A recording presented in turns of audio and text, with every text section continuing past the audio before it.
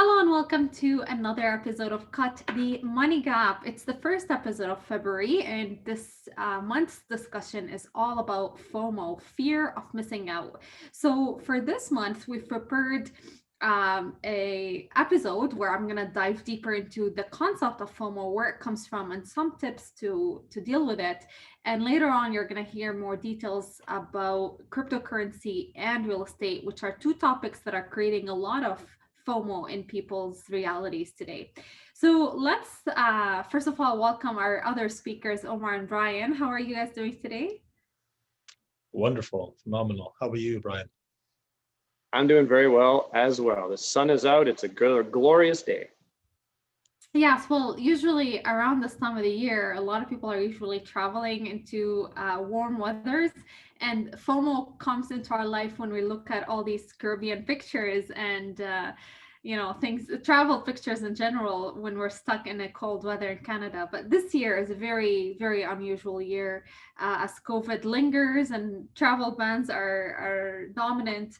There's less people, there's not much you can do, so the concept of FOMO is changing in today's world, but it's being very present from an investment perspective, which we're going to be talking about in future episodes. But I thought we can start by actually discussing what this whole concept of FOMO is all about.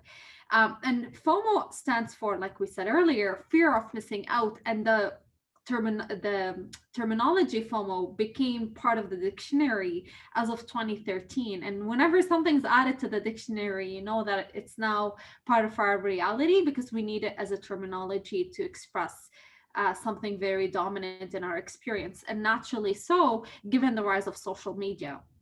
So FOMO is actually a phenomena in which we uh, get stuck in comparing our lives to the lives of others, and we have increased anxiety and lessened fulfillment about what we think our life is all about in comparison to what we are looking at and what we're spending our time thinking outside of our own lives.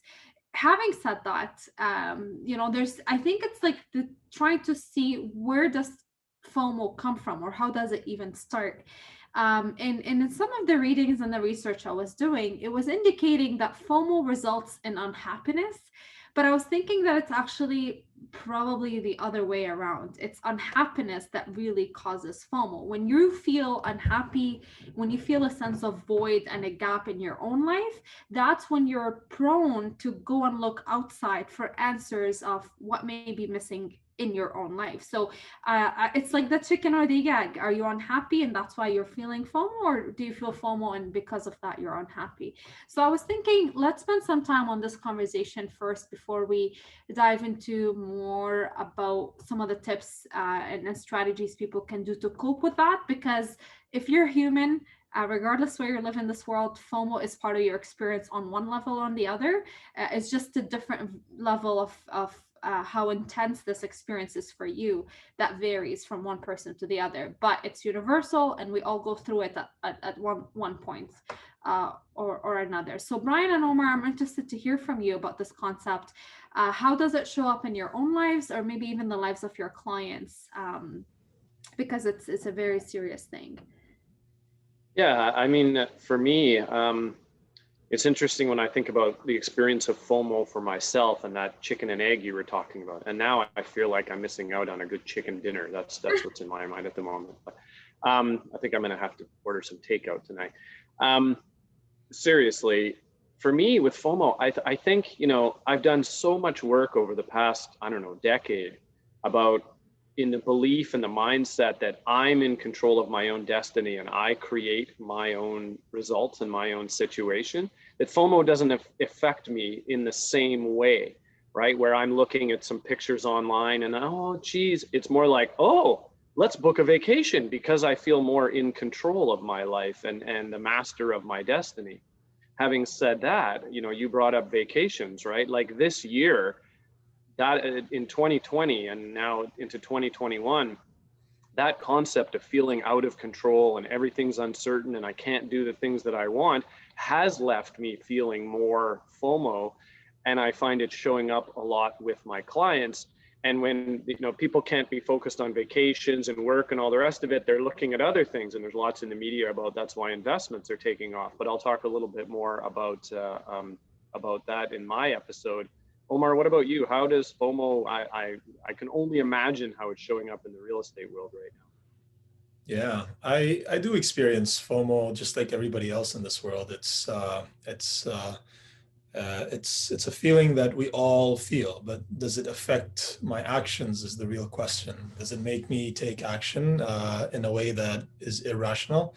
I think I've developed a way to control that. I mean, I love to dissect the market day in and day out and try to understand what areas are moving faster than others and what price points and all of that kind of stuff. So I experience that feeling sometimes when I'm looking through these trends and I'm thinking to myself, God, I wish I could. I should do this and I should do that. I feel the same way when I'm working with my team, right? When we're trying to meet certain timelines and I just want to get everything done and I don't want to miss out.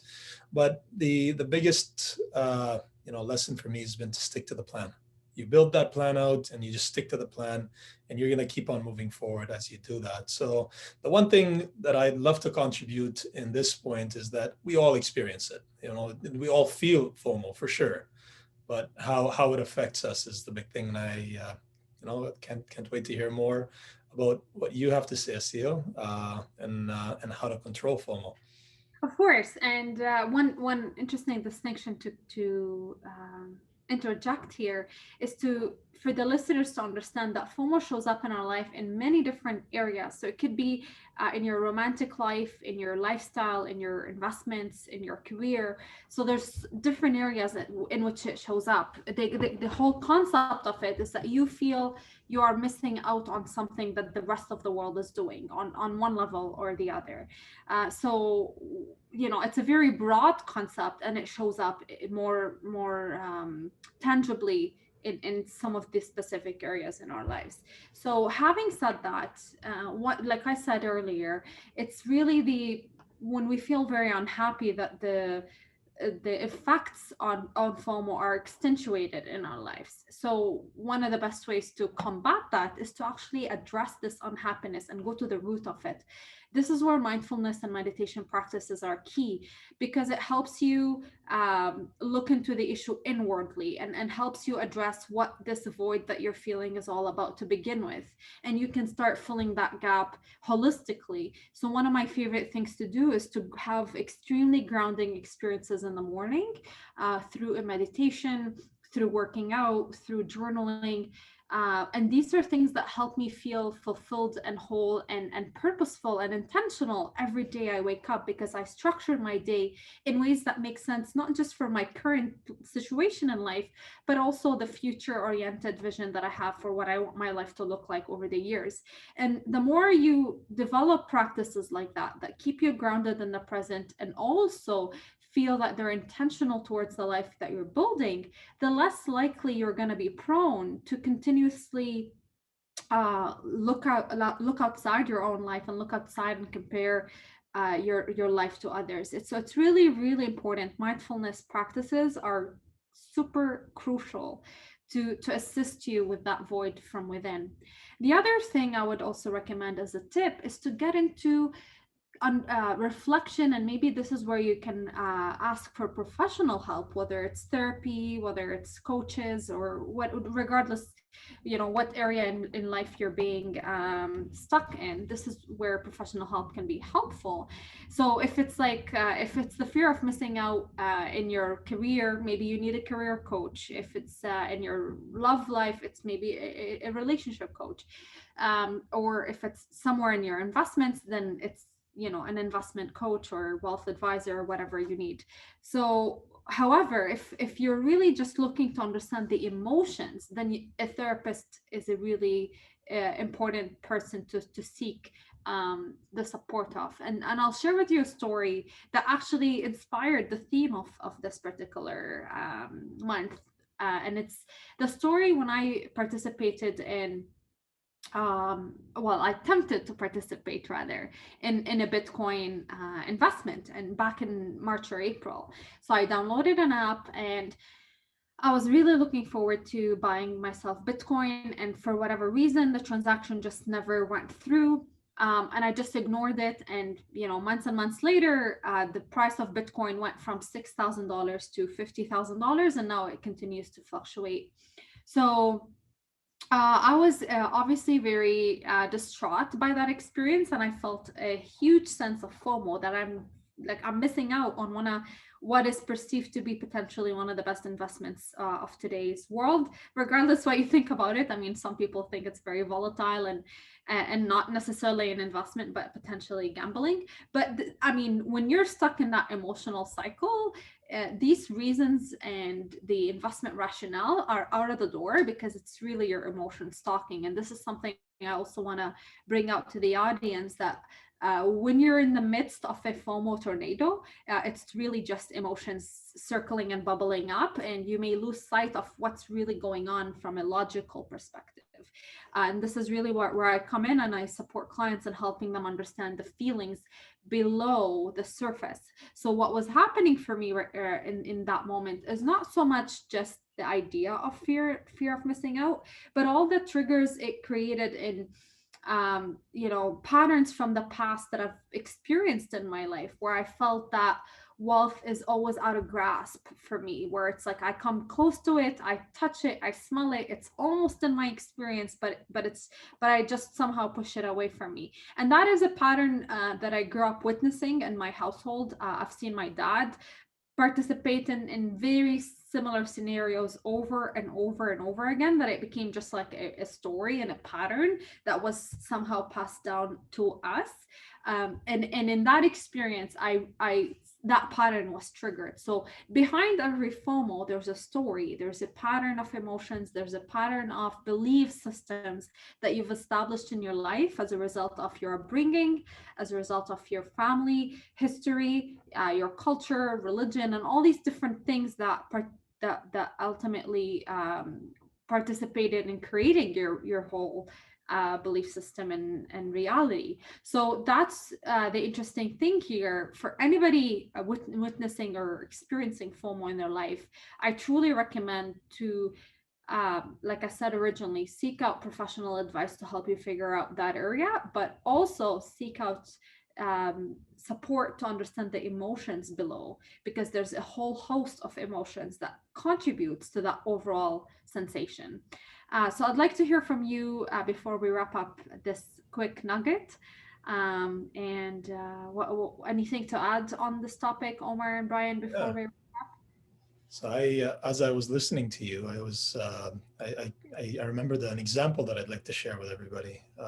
It was early in my career, I was involved in a sale of a property where we were receiving multiple offers on it, and the sellers, who are my clients at the time, I was sitting down with them and I was telling them I broke the good news. I told them it looks like we're going to be getting over 12 offers, and so the seller was very happy, as you can imagine, selling his property. And then he went ahead and he said to me, Omar, I think I need around 10 minutes. I know you're in my living room and I feel really bad to leave you here alone, but I'm going to need to go to my bedroom for a bit and I need to do a quick meditation. So I was sitting in the living room and I was like, okay, no problem. And so he went into the bedroom, sat down, closed the door, and then I was just sitting. And 10 minutes out, he comes out and he's in complete control of his internal self. And it kind of brought out this thought. Well, where does FOMO come from? It comes from chaos, right? When you see a lot of chaos ahead of you, and it's that dance between chaos and order. And one way to deal with chaos is to deal with it from the internal side. So just as that example, my client went and controlled his fear of missing out. He was overwhelmed, receiving 12 offers, not sure, very emotional, and was able to create some composure before he came out to face that situation and face it as a winner. So that was an idea. I'm fascinated by that realization that you can also control FOMO from within. Mhm. Absolutely. That's why I mentioned mindfulness practices to be a core, because they help you strengthen your grasp on emotions, which are usually out of control and chaotic, like you mentioned. Thank you for that story. Beautifully inserted. I really like that story, Omar, and I really like the example you gave, Aseel. And if I had a dollar for every time I felt FOMO around investments or somebody that I've been working with has, because it's always so easy. And of course, what are the stories that we tend to hear? We tend to hear about the person that hit the jackpot. Right now, there's all this stuff about GameStop in the media and these guys that are creating millions of dollars and all this.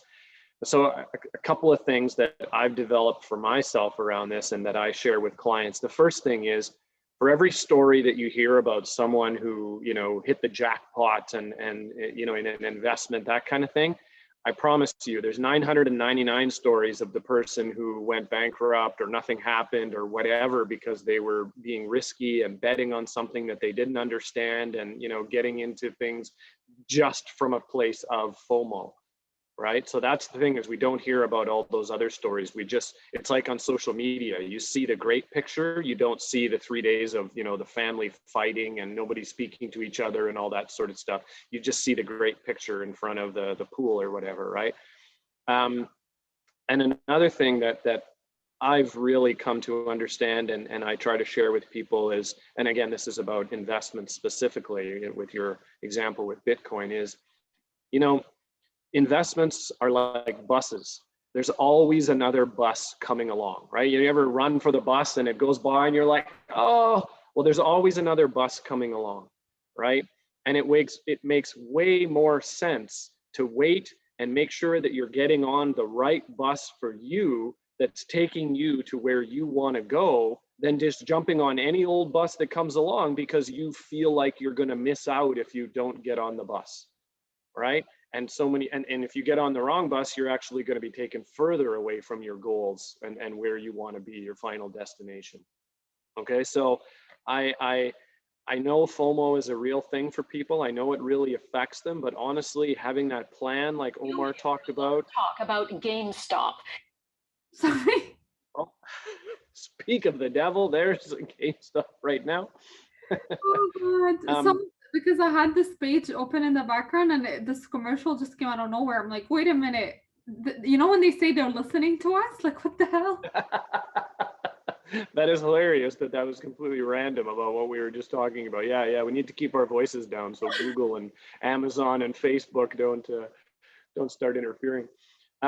Having that plan, right? Understanding that there's always more investments. I mean, think about it this way, right? You're looking back at March and April and geez, did I miss out on the great Bitcoin rally? But now we're in the middle of another rally with something else and other things are making, you know, huge returns and all that. So there's always something else coming along. There's always additional opportunities.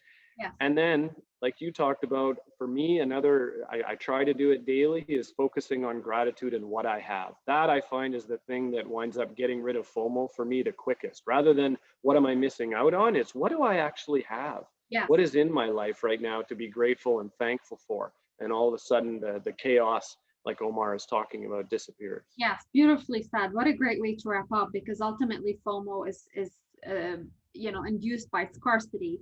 We're wrapped up in this mentality that we're missing out on something. It's a one stop that we just missed, when in reality there's buses running all the time. So great way to wrap up. So stay tuned for future episodes where we discuss in details the real estate and the cryptocurrency FOMOs that are very common experiences in today's world. Thank you for joining and have a great day.